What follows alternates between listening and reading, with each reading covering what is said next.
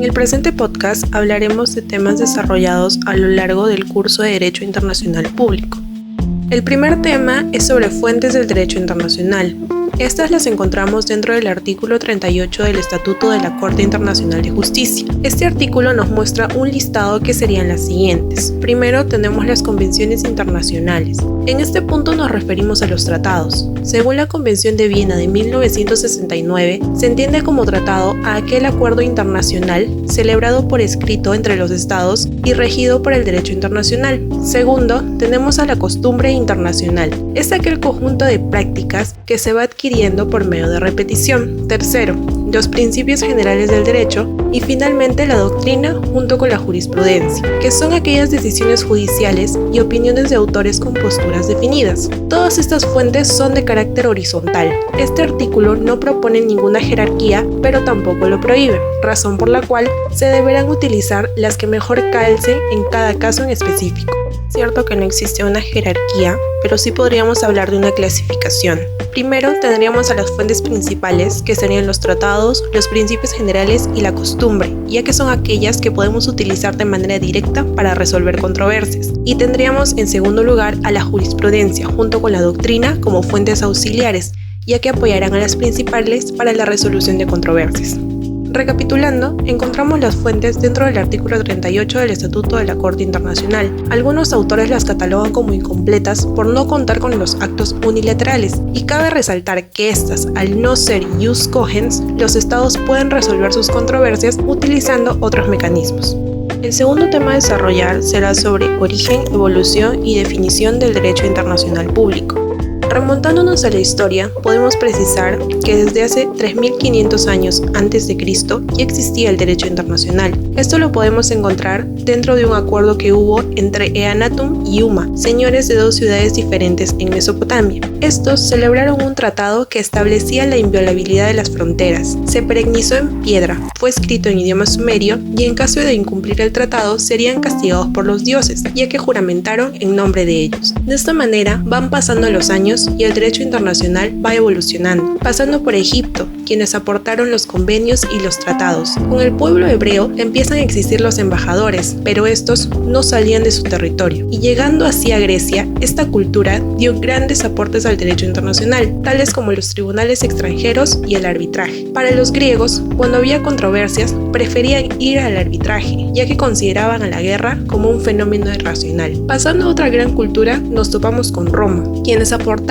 con los embajadores que ya podían salir de su territorio, protegían el derecho de extranjeros y además brindaban protección a las minorías. Con respecto a las guerras, los romanos preferían acudir donde los feliciales, que eran un colegio de papas que firmaban tratados para evitar los conflictos armados. El derecho internacional clásico fue liberal, descentralizado y oligárquico. El núcleo de todo el ordenamiento internacional eran los estados independientes y soberanos. Hasta antes de la Primera Guerra Mundial no existía un poder que equipare al de los estados. Esta realidad cambia luego de la Gran Guerra, donde empieza a formarse el derecho internacional contemporáneo. Se pasa de la descentralización a la institucionalización, y el derecho internacional ya no se encargará solo de los estados, tampoco verá temas únicamente de guerra y de paz, sino que se preocupará por el individuo y los pueblos. Como antecedente de las Naciones Unidas, se crea la Sociedad de Naciones. No tuvo mucho dominio dentro del derecho internacional, pero sí trató de desarrollarlo, y además de preocuparse por los más desprotegidos. Llega de esta manera la Segunda Guerra Mundial, y en conjunto la organización internacional más grande que conocemos y que se mantiene hasta la actualidad. Nos referimos a las Naciones Unidas, que se crea mediante la Carta de San Francisco en el año de 1945.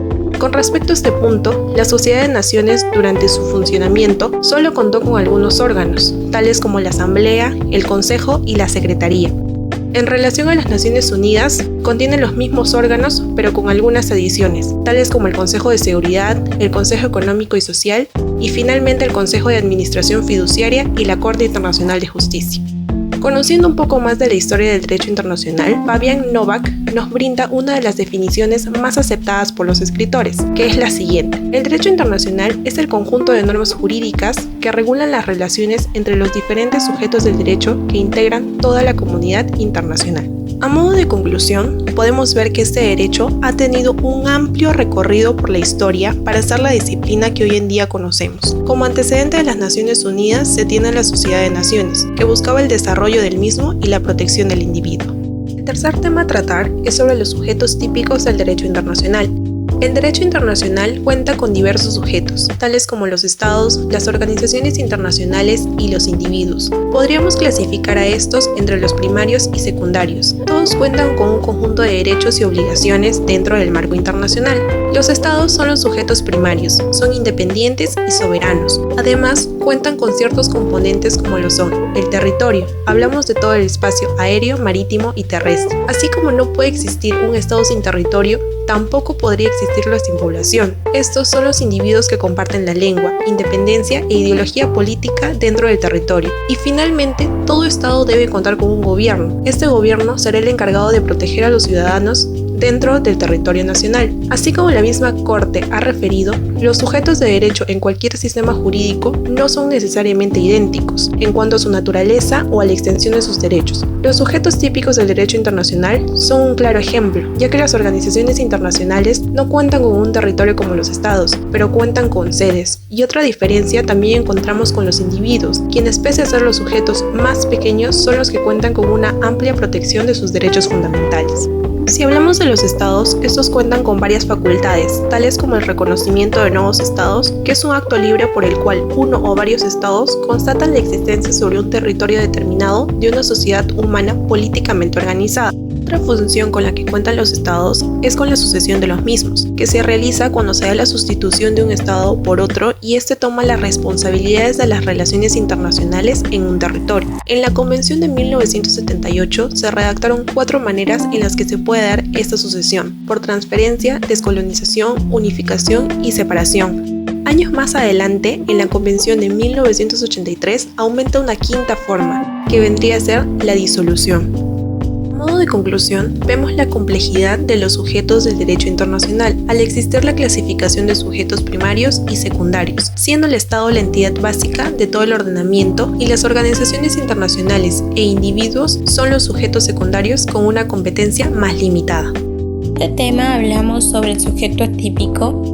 Dentro de ello encontramos la Santa Sede, el Estado-Ciudad del Vaticano, que nos habla que el Estado-Ciudad refiere al Estado independiente y a su territorio. Y la Santa Sede se dirige a la Iglesia y que tiene una personalidad jurídica propia. La Soberana Orden de Malta es un fenómeno del derecho internacional, pues por una parte de manifestación de la subjetividad internacional tiene dependencia religiosa con la Iglesia Católica. La subjetividad internacional de los pueblos, este derecho fueron reconocidos por la Carta de Naciones Unidas, la Declaración sobre la Independencia de los Países y Pueblos Coloniales y la Declaración de Principios de Derecho. Luego podemos observar los movimientos de liberación nacional. Son grupos organizados dentro de un pueblo sometido a la dominación colonial. Luego, los beligerantes. Son grupos organizados que en el interior de un estado se levanta contra el poder constituido del gobierno. Por último, podemos ver el Comité Internacional de la Cruz Roja. Tiene funciones de asistencia humanitaria internacional. Luego podemos observar el cuadro que nos hace referencia a los reconocimientos de cada uno de estos sujetos y sus resoluciones. En conclusión, los sujetos atípicos deben desempeñar un rol importante dentro de la comunidad internacional. Se apartan del modelo de Estado, pero también presentan características similares con respecto a los estados de derecho internacional.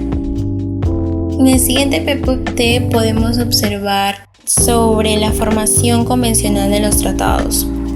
Los tratados son reconocidos como fuente de derecho internacional, son tratados multilaterales.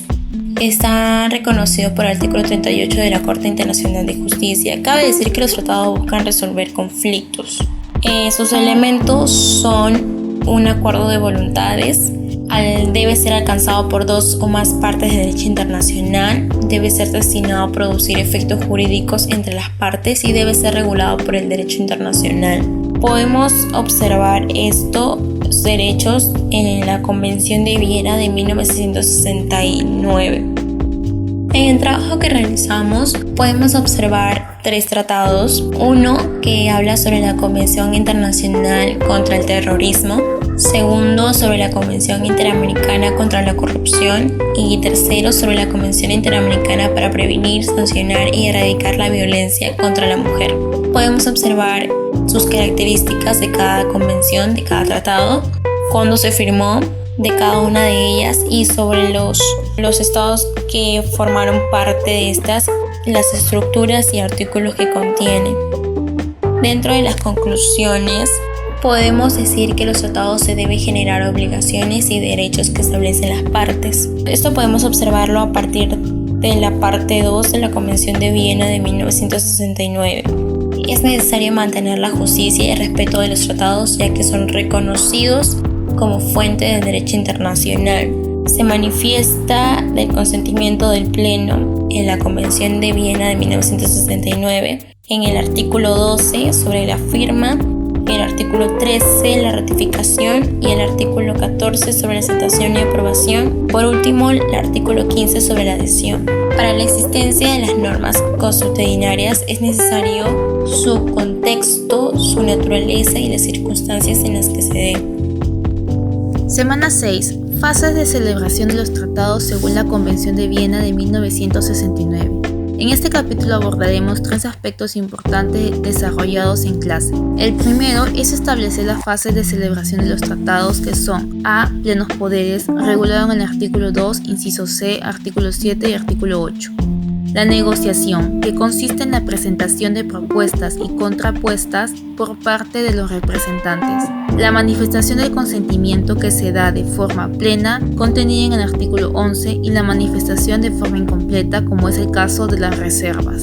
La entrada en vigor. Un tratado entra en vigor cuando el Estado ha manifestado su consentimiento luego de su ratificación o la adhesión. El segundo aspecto son las formas de consentimiento de un tratado, que son: A. La firma, que es un acto jurídico que genera obligaciones en el artículo 12. La ratificación, artículo 13. La aceptación y aprobación, artículo 14. La adhesión, artículo 15. Por último, la firma y la ratificación genera obligaciones. Sus efectos surgen después de la ratificación y luego de haber cumplido un tiempo determinado. La actividad grupal seleccionada son esquemas de la Convención de Viena sobre la sucesión de estados en materia de tratados de 1978.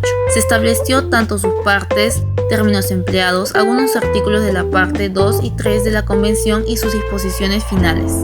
Conclusiones. A manera de conclusión, los plenos poderes son importantes porque hace posible la celebración de tratados entre países. Como segunda conclusión, la firma ad referendum o la rúbrica significa la manifestación de voluntad de un Estado de buena fe para cumplir un tratado y generar obligaciones. Por último, un Estado que no ha sido parte de la fase negociadora o las demás fases de un tratado puede unirse a él mediante la figura de la adhesión. El siguiente tema es nulidad, terminación y suspensión de los tratados. Los puntos más importantes desarrollados en clases son: el primer aspecto, nulidad de los tratados. Esta se divide en 2, nulidad absoluta y relativa. La primera la encontramos en el artículo 51, cuando el consentimiento se ha conseguido por la coacción. Artículo 55, cuando la celebración del tratado se obtuvo por la amenaza o el uso de la fuerza. Y el artículo 53. La nulidad relativa la encontramos en los artículos 46, 47, 48, 49 y 50 de la Convención del 69.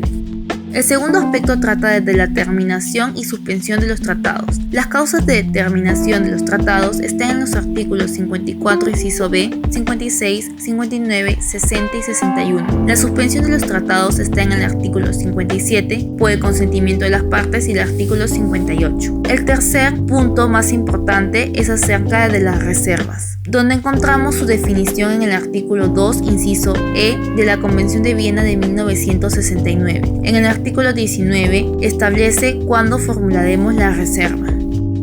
La tarea seleccionada es un cuadro comparativo sobre las posturas de William y Gaetano sobre la terminación y suspensión de los tratados. Ambos autores plantean ideas distintas.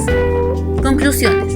A manera de conclusión, la Convención de Viena del 69 brinda libertad a los estados para que puedan salirse o no de un tratado mediante la denuncia o el retiro de una de las partes. Como segunda conclusión, después que un Estado haya firmado y ratificado un tratado, se generará obligaciones durante su vigencia, pero si un Estado parte decide retirarse, las obligaciones que contrajo durante la vigencia las mantendrá.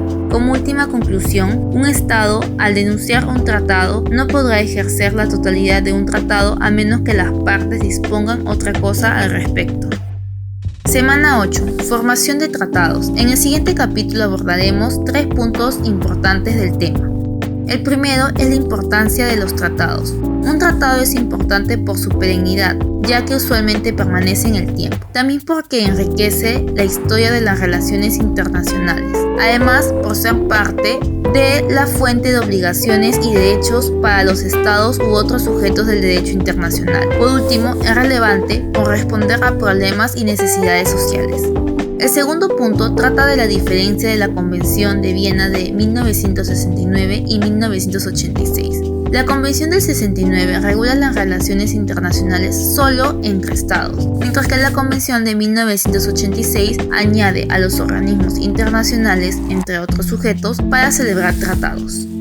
Como último punto importante están las fases de celebración de los tratados. La fase inicial comprende al otorgamiento de poderes, artículo 7, la negociación. Aquí no hay un artículo de la convención específica que regule este punto. Adopción del texto, artículo 9, y la autentificación del texto, artículo 10. La fase final comprende a la manifestación del consentimiento pleno, artículo 11, el consentimiento incorporado en el tratado, artículo 12, 13, 14 y 15, y el perfeccionamiento al consentimiento. Conclusiones.